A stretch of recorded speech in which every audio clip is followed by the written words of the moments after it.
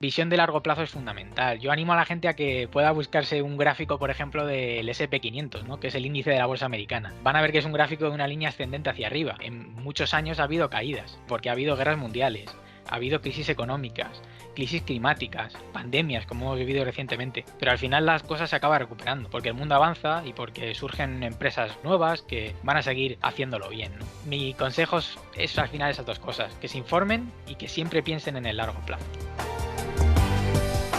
Bienvenido a School of Pensions, el podcast de WTW sobre educación financiera en materia de pensiones.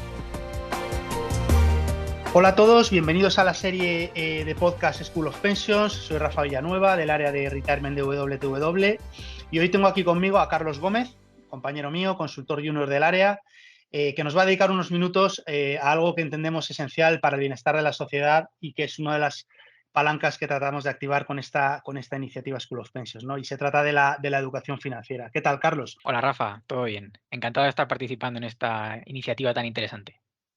Bueno, además esta semana se celebra la 11ª edición de la Global Money Week, un evento organizado por la OCDE a nivel mundial que busca fomentar la educación financiera entre los más jóvenes, ¿no? Con el lema Plan Your Money, Plan Your Future. ¿Okay? Es la OCDE, entre otros organismos, la que precisamente sitúa a España en posiciones alejadas de la cabeza en lo que a educación financiera, cultura de ahorro se refiere.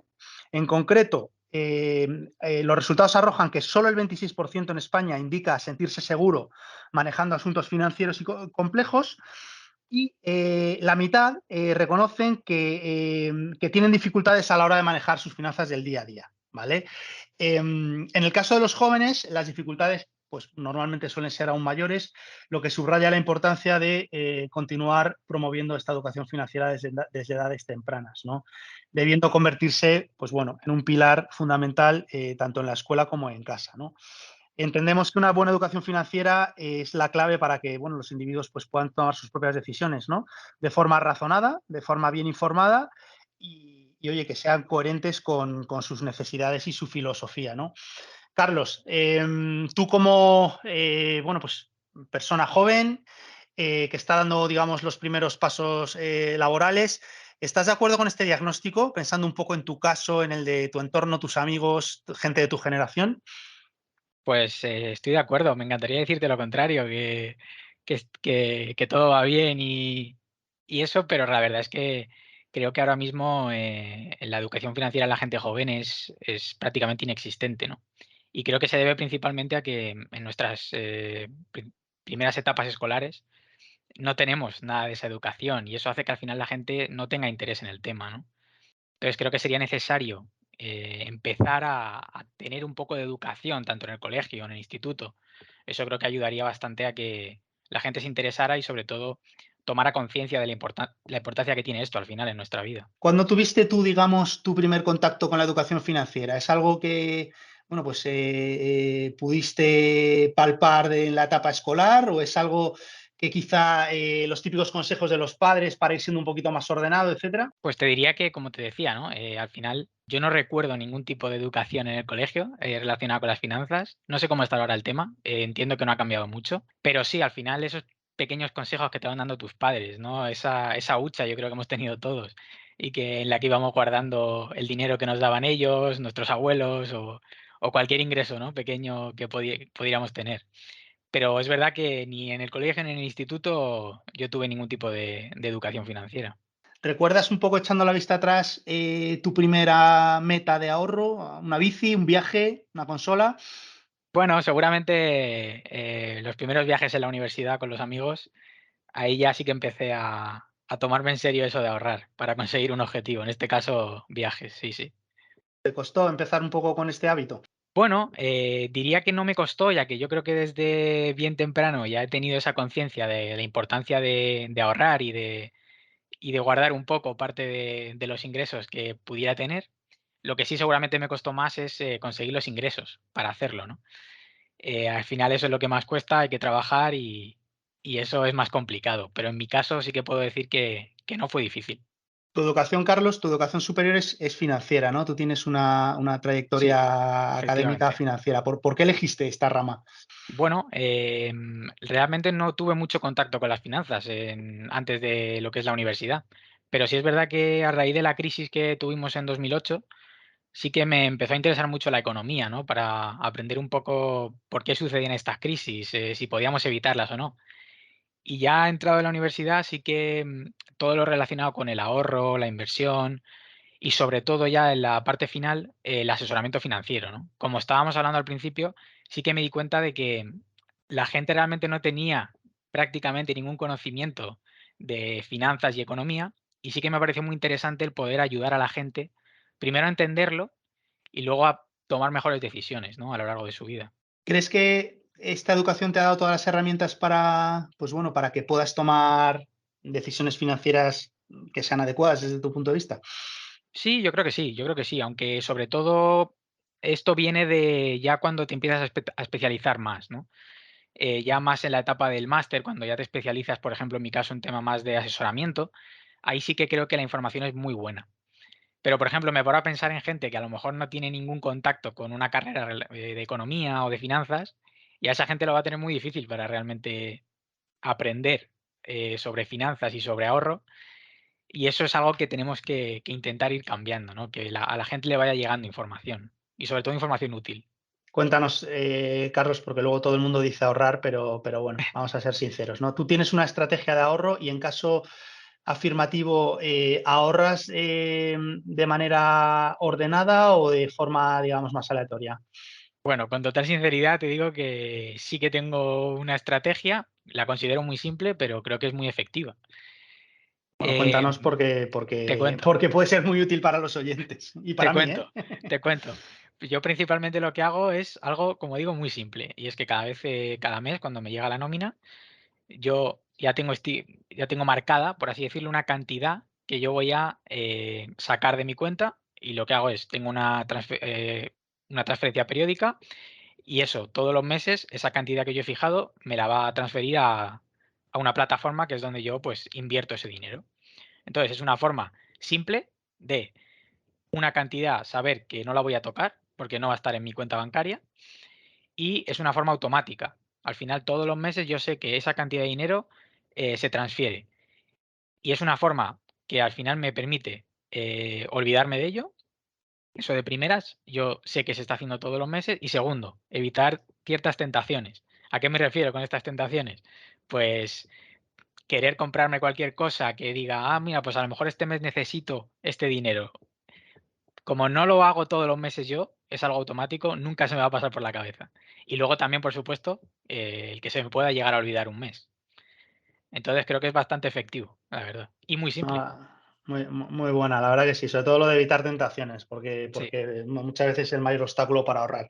Vamos a hablar, Carlos, de inflación, ¿vale? Que es pues lo que se suele llamar como el enemigo silencioso del ahorrador y que en estos tiempos además está haciendo mucho daño, ¿no? Por los niveles que está alcanzando y, bueno, pues oye, las consecuencias que tiene, que fundamentalmente es empobrecernos, ¿no? sí. Hacer perder poder adquisitivo al ahorro.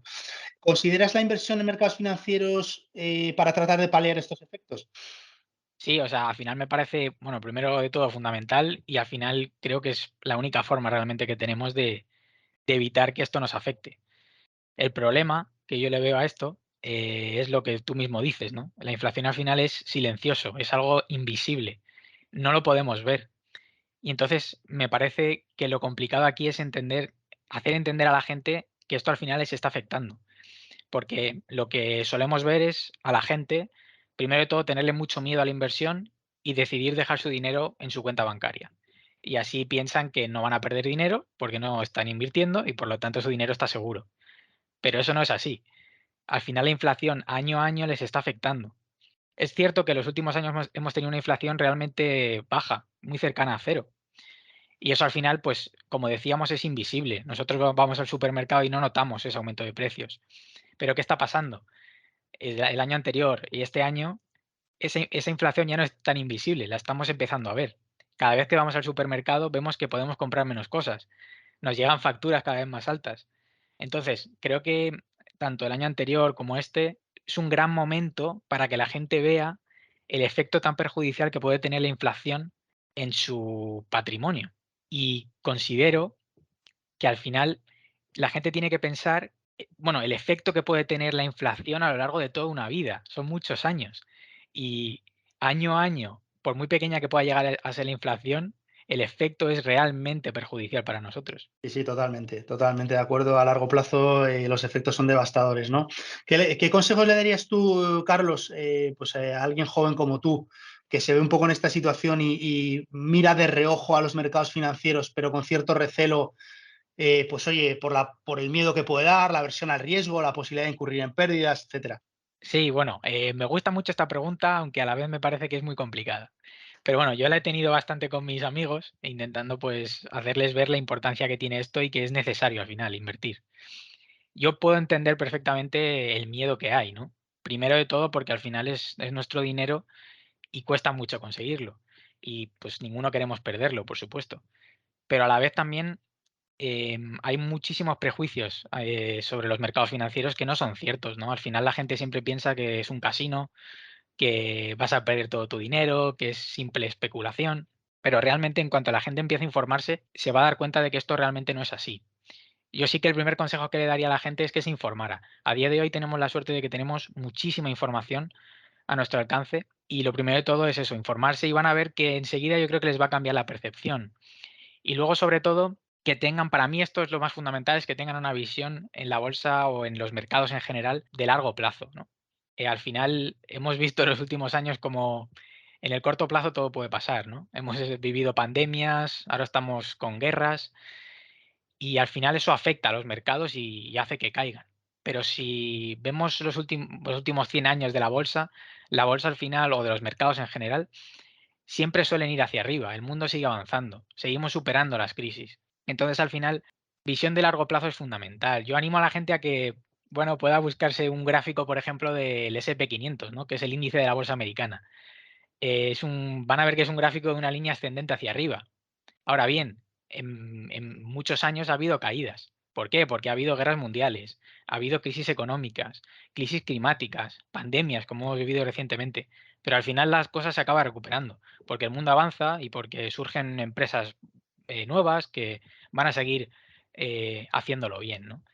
Entonces, al final, mi consejo es al final esas dos cosas, que se informen y que siempre piensen en el largo plazo. Yo creo que de esa manera les irá bien. Está claro. La verdad que sobre todo lo de largo plazo, ¿no? Tendemos a ser impacientes y a querer hacer, pues bueno, ver resultados siempre de rápido y la bolsa, pues evidentemente, mercados financieros, pues es un tema de paciencia, ¿no? Sí. Vamos a cambiar un poco de tema, Carlos.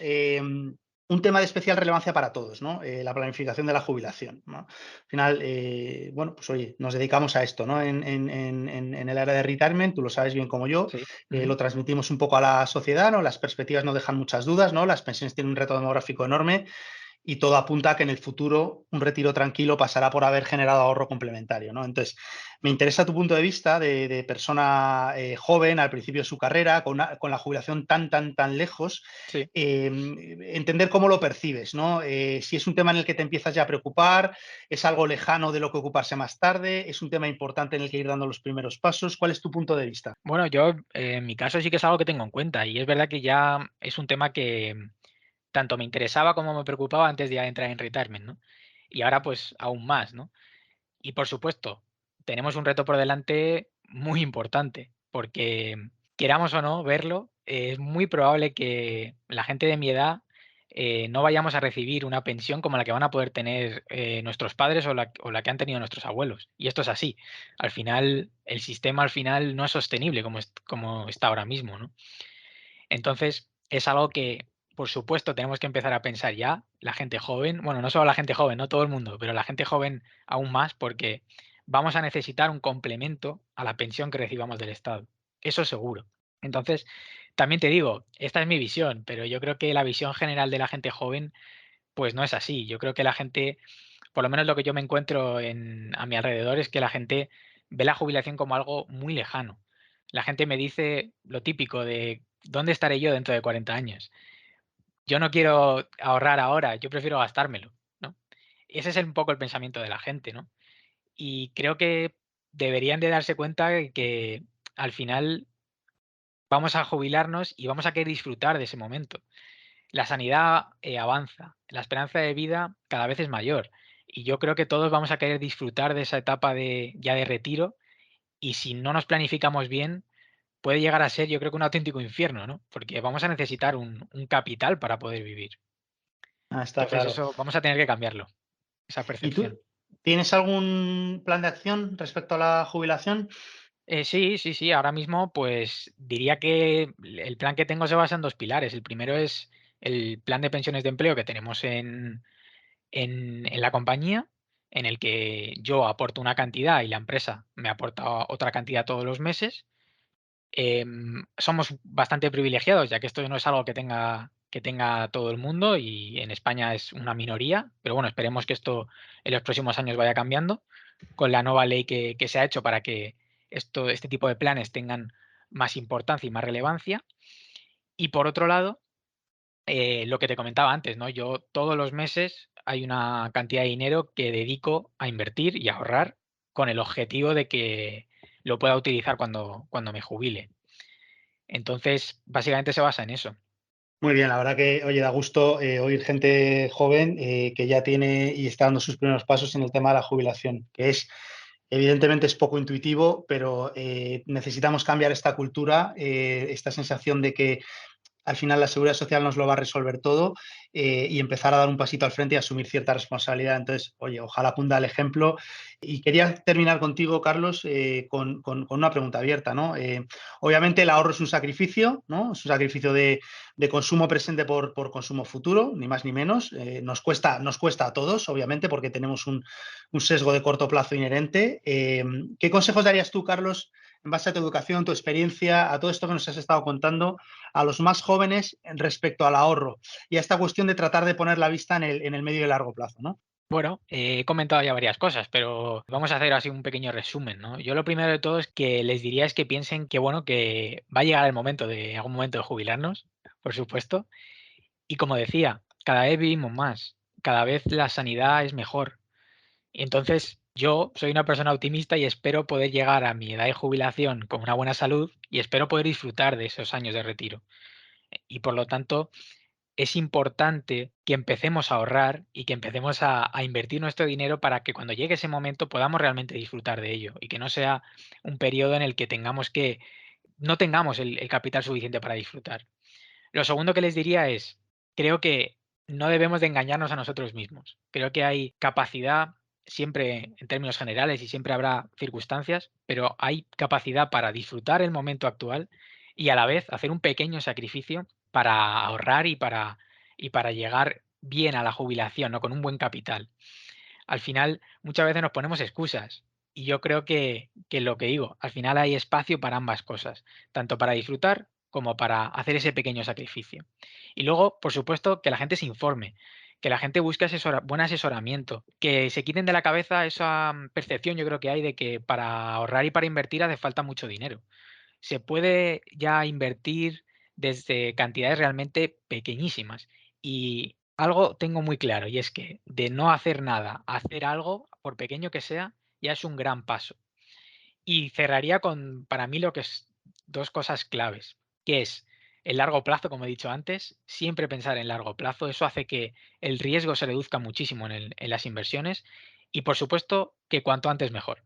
Al final, empezar a ahorrar y a invertir, la diferencia que hay entre empezar un año antes o un año después es realmente importante. Entonces, que la gente no se lo piense y que actúe cuanto antes, porque al final lo acabarán notando, y al final será algo bueno para su futuro. Está claro, Carlos. Oye, mil gracias por estar con nosotros y darnos un punto de vista, pues, en primera persona sobre hábitos, percepción de ahorro, etcétera, en los más jóvenes, ¿no? Que es un colectivo en el que creemos que tenemos que insistir y ayudar, ¿no?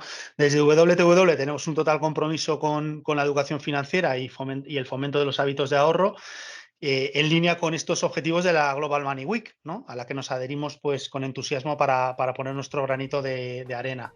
Esperamos que estos consejos sean de utilidad a la mayor audiencia posible, y seguiremos trabajando en ello en futuros episodios de School of Pensions. Gracias de nuevo, Carlos, y un abrazo a nuestros oyentes también. Muchas gracias a ti, Rafa, y esperemos haber ayudado.